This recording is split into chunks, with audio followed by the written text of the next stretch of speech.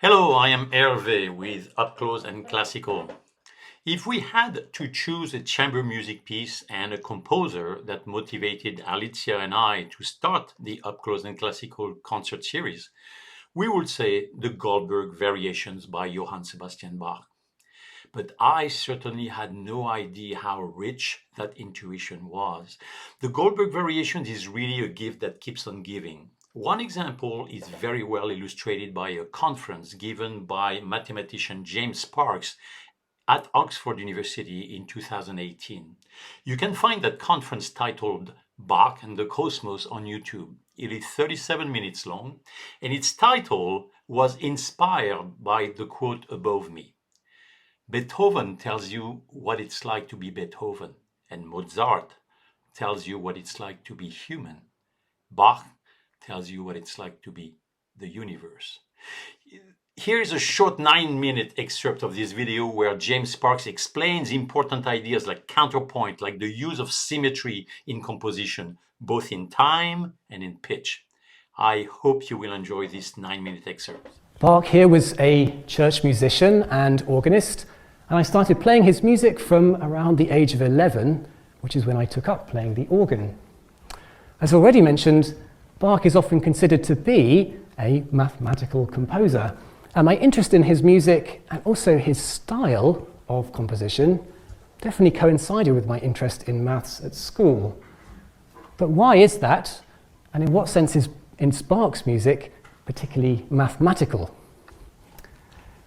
Well, before getting into the details of this, I should of course say I don't mean to imply that Bach's music can somehow be reduced to mathematics, because that obviously is not the case.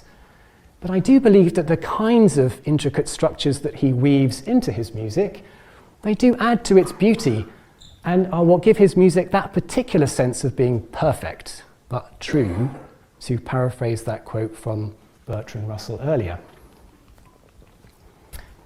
Well, much of Bach's music makes use of counterpoint, where two or more melodies are woven together into a single piece of music.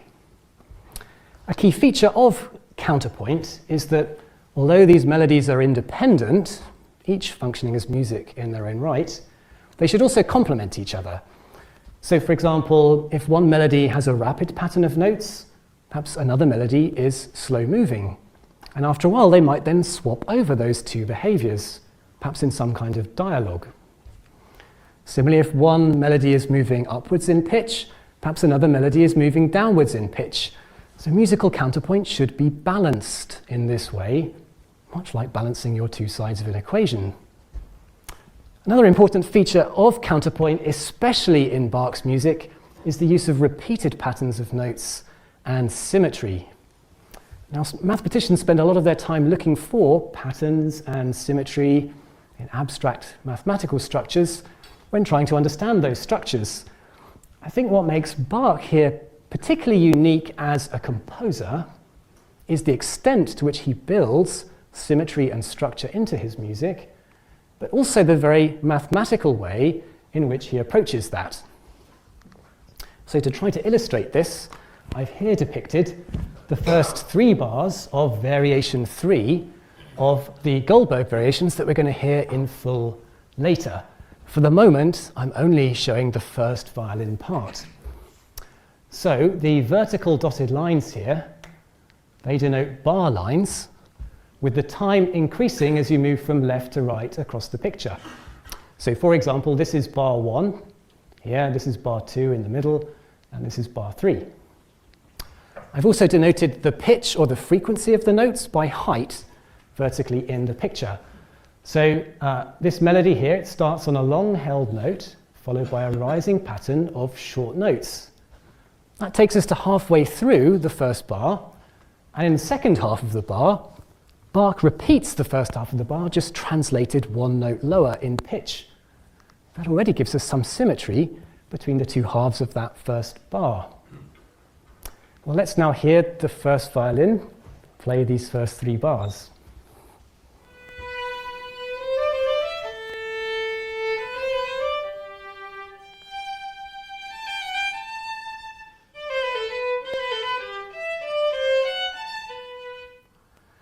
And obviously the musical phrase carries on after that.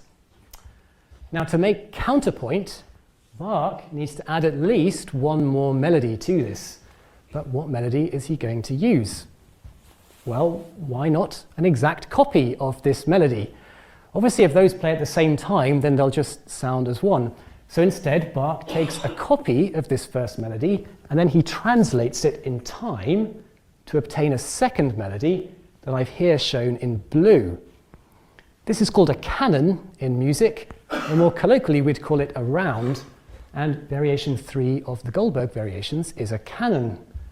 The first melody is played by the first violin, with its identical blue copy there, played by the second violin.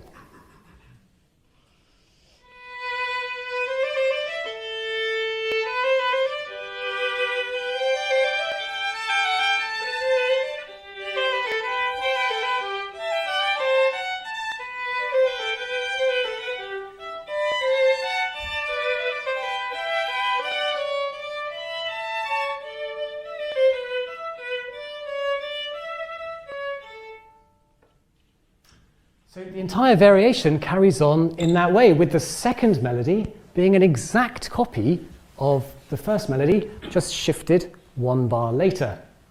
In addition, Bach adds a third and final melody to these two, played by the cello and double bass. So let's now hear the first 8 bars of this variation, now with all 3 of the melodies playing together.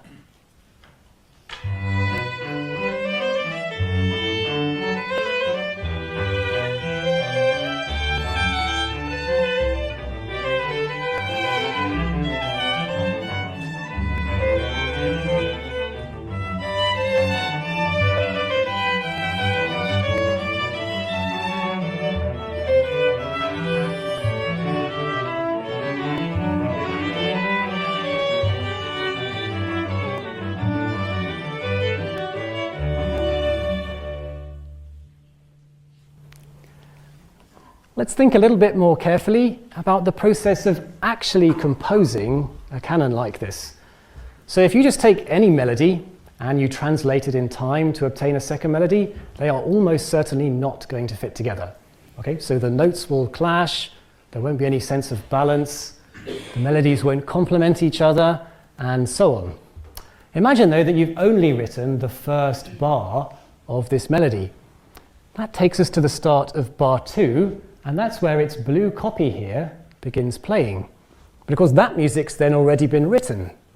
So what you write in the first bar is very much going to constrain what you can write in the second bar, and that constrains what you can write in the third bar, and so on.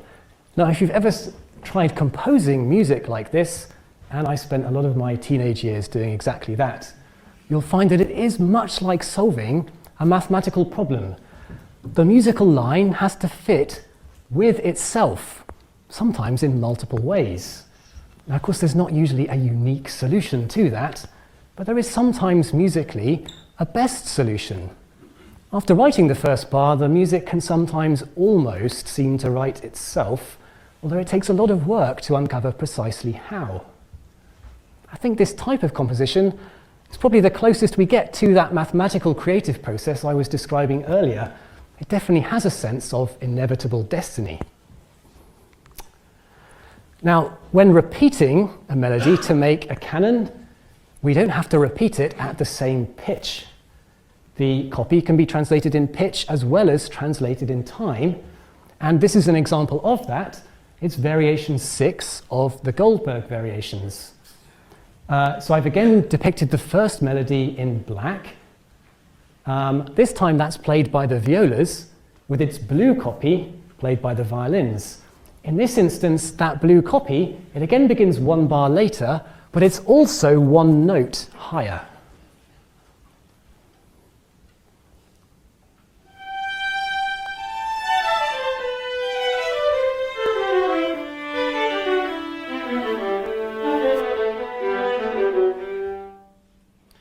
Again, you can probably both see and hear that there's repetition going on within the melody again too. In fact, it's that gave it a sense that the violins and violas were chasing each other. So let's hear the first 16 bars now of this variation, again with the cello part added as a third melody.